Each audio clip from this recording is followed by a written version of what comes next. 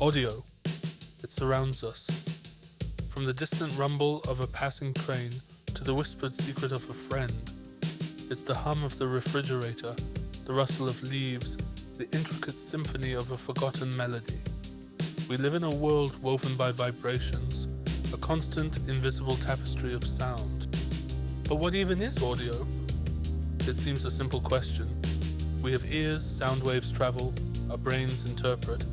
A purely physical phenomenon, right? Yet the act of hearing, the profound capacity to be able to hear someone, extends far beyond mere mechanics. It's a bridge, a connection, a deeply human experience.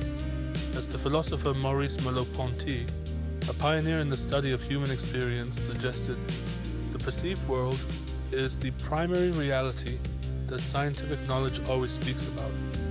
He reminds us that before any charts or waveforms, there is our lived experience of sound, a world we feel as much as we hear. Think of it, many people move through their days barely conscious of the exquisite tiny wonders our ears gift us. This isn't just about acoustics or decibels, it's about presence, it's about perception. It's about the very essence of what it means to be alive and to be connected in a world that is, at its core, vibrating. Bass, warm, rich, and powerful. The fundamental of how we perceive this world through sound, often felt as much as heard. These are the low frequencies, the deep rumbling heartbeats of audio. Imagine a colossal wave moving slowly through the air, stretching for many meters before it completes just one cycle. That immense length is what gives bass its profound sense of weight and presence. It's the distant thunder, the deep thrum of a double bass, the foundational pulse in music that grounds us. It's what gives a large space its sense of size and resonance. These low vibrations aren't just sounds, they're often the very first indication of something large, powerful, or distant, shaping our primal sense of security or impending awe. We move from bass into the low mids. This is where much of the body of sound resides.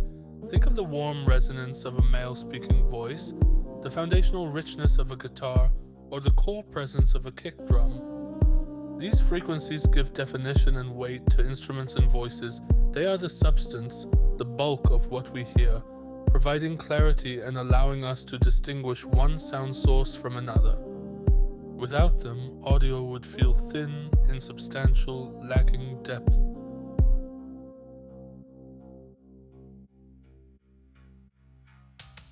Then we ascend into the mid-range. This is the bustling highway of human hearing, where the vast majority of information in speech and music resides. Here, frequencies are cycling hundreds, even thousands of times per second. This is the clarity of a conversation, the articulation of a trumpet, the main melody of a song. Our ears are incredibly sensitive here, evolved precisely to pick out the nuances of human communication and the rich textures of our environment. It's the range that tells us what something is, allowing us to identify voices, differentiate instruments, and follow complex audio narratives.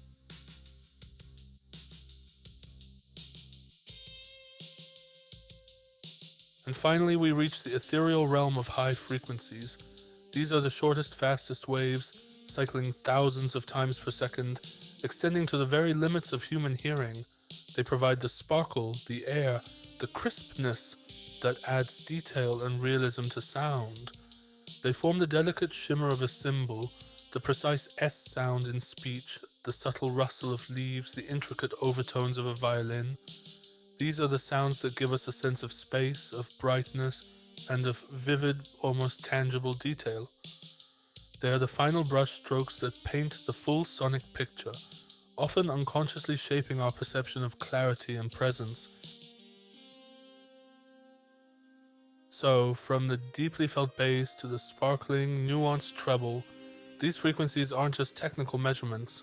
They are the fundamental building blocks of our auditory world, each range contributing its unique quality to the complex symphony of existence. They shape our emotions, guide our movements, and profoundly influence how we truly hear the world, and each other.